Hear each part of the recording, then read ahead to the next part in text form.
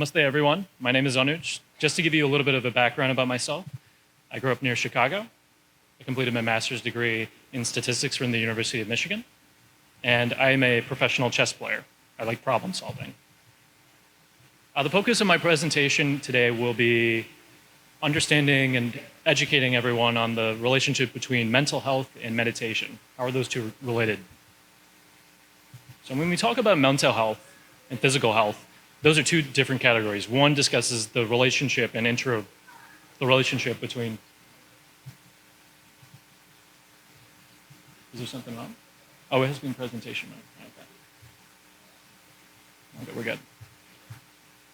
So when we talk about physical health, we're discussing the relationship between exercise, how you eat, how you sleep. But your mental health is a little bit different. Yes, physical health is highly related with what you're thinking, but what your brain is composed of, each lobe, how those are interacting, that's what composes and what you consider mental health. And so one thing that I'm here to help with is discuss this topic that's not really well discussed in our education system, especially here in the US.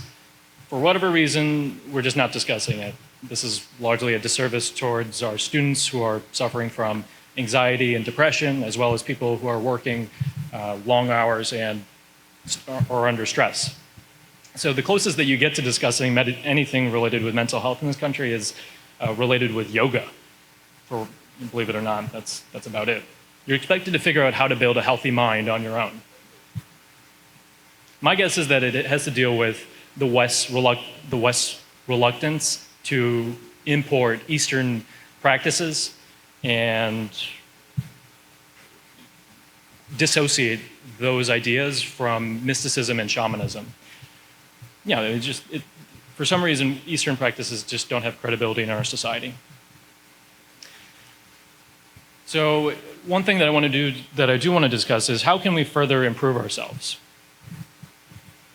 Currently, we're overprescribing our population with medication around us. 9% of people receive an ADHD diagnosis by the time they turn 6, and 20% of all adults have some form of mental illness.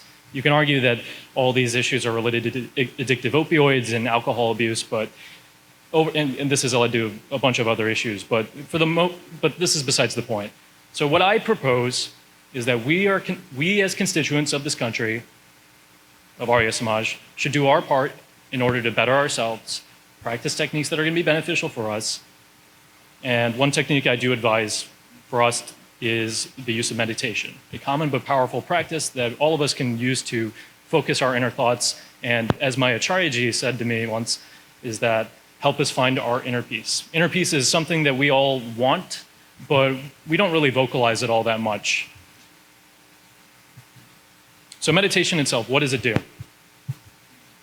Yeah, so I've got some bullet points here, but overall, there's a few benefits of using meditation I do want to cover.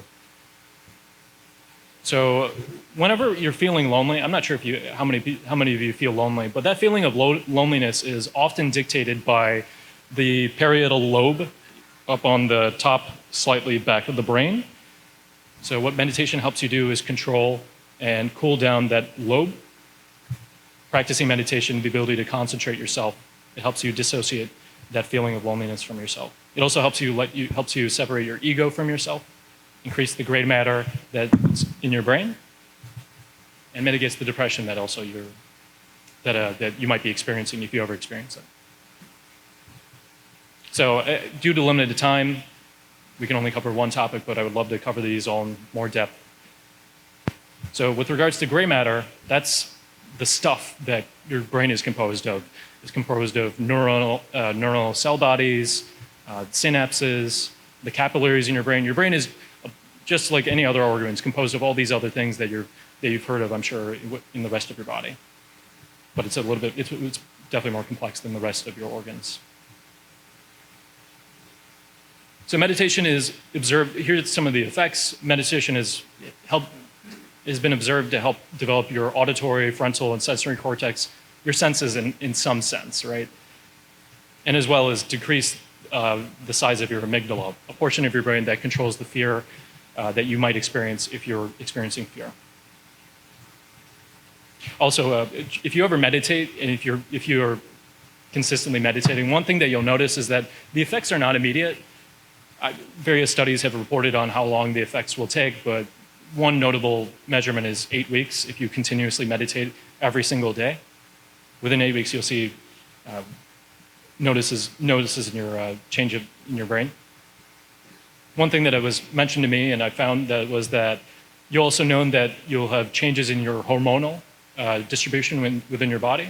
You'll see an increase in serotonin and various endorphins, which are in charge of the happiness that you might experience in your life, as well as something called GABA, which stands for gamma amino butyric acid, which all that means is that helps you regulate the impulses that are in charge of addictive tendencies that you might have.